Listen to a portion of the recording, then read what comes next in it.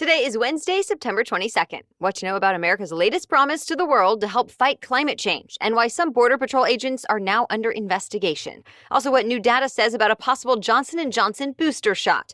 Plus, which two U.S. airlines are being sued and why. What changes are coming to McDonald's Happy Meals. And hello to a new season. It's officially fall. Welcome to The Newsworthy. All the day's news in around 10 minutes. Fast, fair, fun, and on the go. I'm Erica Mandy. Thanks so much for being here. You ready? Let's do this. The two biggest economies in the world have made some pretty big promises at the United Nations General Assembly this week, especially when it comes to tackling climate change. First, the U.S. President Biden announced a new plan to double financial aid to poorer countries by 2024 so they could switch to cleaner energy. This would mean the U.S. would be contributing about $11.4 billion a year. That said, Congress still needs to approve the money before it would actually get sent. And if it does get sent, it would make the U.S. one of the largest climate donors in the world. Though how much the U.S. should be paying depends on who you ask. The U.S. has also been one of the largest emitters of greenhouse gases for hundreds of years. One of the other largest polluters? China. And China also made a big promise at the UN. The Chinese president said his country would stop sending money to coal-fired power plants in other countries. When that policy goes into effect, it could force 47 planned power plants in 20 countries to shut down. This is a big shift for China, since a lot of its foreign policy has to do with building infrastructure and trade in other places.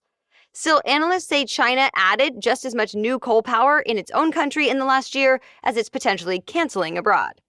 More commitments are expected, though. World leaders will meet again at the UN Climate Conference in November. For now, though, they're also focused on other issues. Today, President Biden is hosting a summit about tackling the COVID-19 pandemic.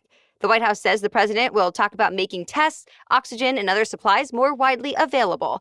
Biden is also expected to ask world leaders to get 70% of the world's population fully vaccinated within a year. That would be up from about 40% now. And that will mean a lot of developed countries donating more COVID-19 shots. To be continued. In the last week, the most overwhelmed hospitals in the U.S. have been in western states. They are now so full of mostly COVID-19 patients, doctors are having to choose who to care for. Some hospitals in Idaho, Montana, and Alaska have had to start rationing medical care. And it's impacting not only patients with COVID-19, but people who are sick or hurt for other reasons as well. Most providers are looking at who has the best chance of surviving and deciding not to care for the sickest patients who might not live even with the best treatments available.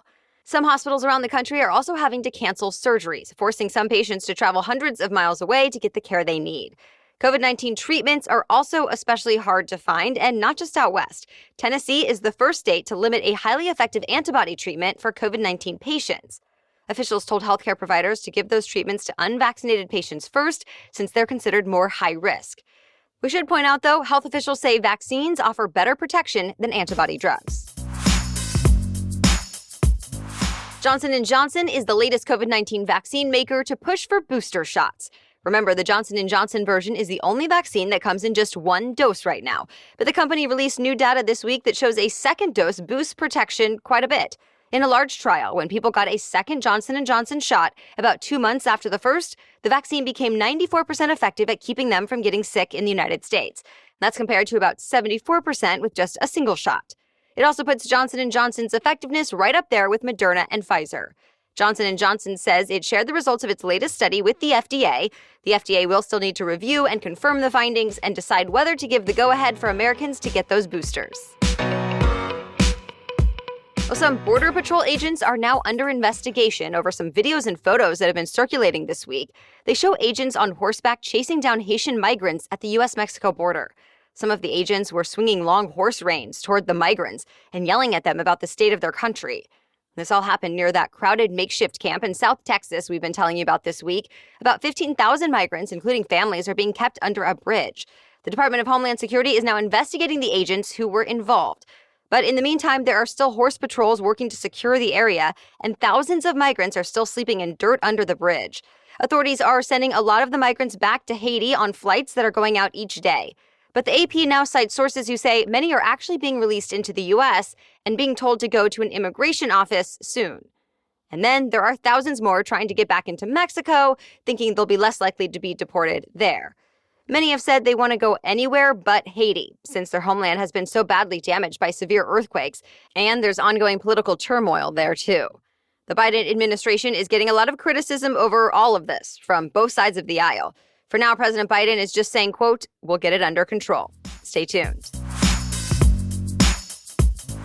This morning, people are cleaning up damage from one of the biggest earthquakes in Australia's history. A 5.9 magnitude earthquake struck near the country's second largest city of Melbourne, and people could feel the tremors even hundreds of miles away. The good news is no serious injuries have been reported, but several buildings and power lines were damaged, roads were cracked, and a lot of people have lost cell phone service. Apartment buildings also had to be evacuated. Quakes are pretty rare in that part of Australia. In fact, Melbourne has not felt an earthquake of that size in many decades. Now that area could get aftershocks for the next few days, weeks, or even months. More news just ahead, but first a quick break to thank our sponsor, Kiwico. Kiwico's mission is to help kids build confidence, creativity, and critical thinking skills and have fun doing it.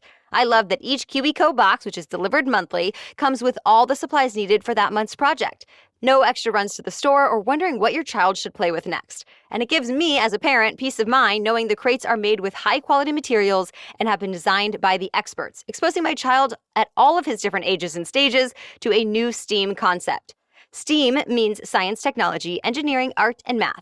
And as kids get older, projects are a great supplement to at-home and online learning, offering opportunities for hands-on exploration at home, from sailing the solar system to engineering a drip irrigation system and more.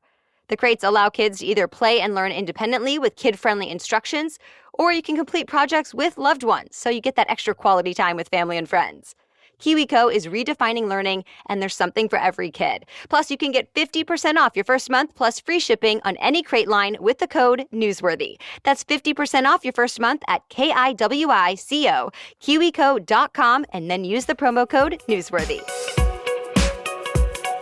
LGBTQ service members who were discharged under the Don't Ask, Don't Tell policy can now be treated as veterans, and that means thousands of them are now eligible for government benefits. Remember, under Don't Ask, Don't Tell, openly gay, bisexual, and transgender people were not allowed in the military. The policy was in effect from 1994 until it was replaced 10 years ago. In that time, more than 14,000 service members were believed to be discharged solely because of their sexual orientation, gender identity, or HIV status. Now the VA says those people can get government assistance after all. That includes health care, guaranteed home loans, burial benefits, and more. By issuing this guidance, the VA says it wants to, quote, reverse the harm done. American Airlines and JetBlue Airways are now being sued over their new partnership. The U.S. Justice Department, 6 states, and Washington, D.C. filed this lawsuit. They argue the airline's agreement gives them too much power and goes against antitrust laws, and that it could mean higher prices, fewer options, and poorer customer service. American and JetBlue, of course, disagree, and they've promised to fight the suit in court. To be clear, their alliance was never really a merger. The two companies just agreed last year to combine operations at 4 airports in the Northeast. So American and JetBlue can sell each other's flights in the New York and Boston areas. And that means they coordinate schedules as well. They're actually not allowed to discuss fares or pricing strategies, though. Still, the Justice Department says now that the two big companies don't have to compete with each other in those large markets, they don't have as much incentive to keep rates low. JetBlue CEO says the opposite is true, that the alliance has actually led to lower fares and the airlines are still very competitive elsewhere. So we'll see how this one plays out in court. A lot of Google employees are still working from home, but their company is betting big money that people will come back soon. Google says it's paying $2.1 billion for an office building in New York City. That's the largest American office deal since 2018, when Google bought another building in New York. This time, the tech giant is getting a 12-story building in Manhattan that takes up 2 full city blocks. It's still being built, but it's on track to be ready in 2023. Already, Google has about 12,000 workers in New York City, and it says it plans to add at least 2,000 more. Researchers say tech businesses are New York City's most reliable source of good-paying jobs. McDonald's is the latest big company making changes to help the environment. The fast food chain plans to phase out plastic toys in its Happy Meals over the next 4 years. New toys will be made from recycled, renewable, or plant-based materials instead. McDonald's says that will reduce the amount of plastic in its Happy Meals by 90%. To put that into perspective, the company says the reduction would be like if 650,000 people stopped using plastic each year. The brand is also looking into whether it could use recycled plastic toys to make things like playground equipment and restaurant trays. McDonald's credits its younger customers for inspiring this change. The brand said in a statement that the next generation of customers cares deeply about protecting the planet, and McDonald's wants to do its part. Goodbye summer and hello fall. While Labor Day is the unofficial end of summer, the real autumn season begins today with the autumnal equinox. During the equinox, day and night are both about 12 hours long in most parts of the world. The equinox refers to the exact moment when the sun is directly above the equator. The Farmer's Almanac says the exact moment is 3:20 this afternoon Eastern Time. Then here in the Northern Hemisphere, daylight hours will get progressively shorter until the winter solstice in December. The opposite is true in the Southern Hemisphere, where spring has now sprung.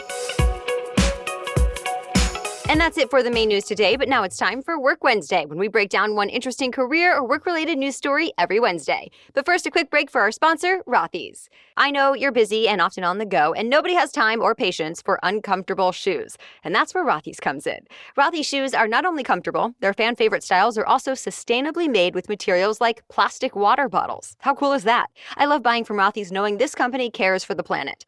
Rothy's are also fully machine washable and available in tons of shapes, styles, and colors, so you can always find the right one for you and the season.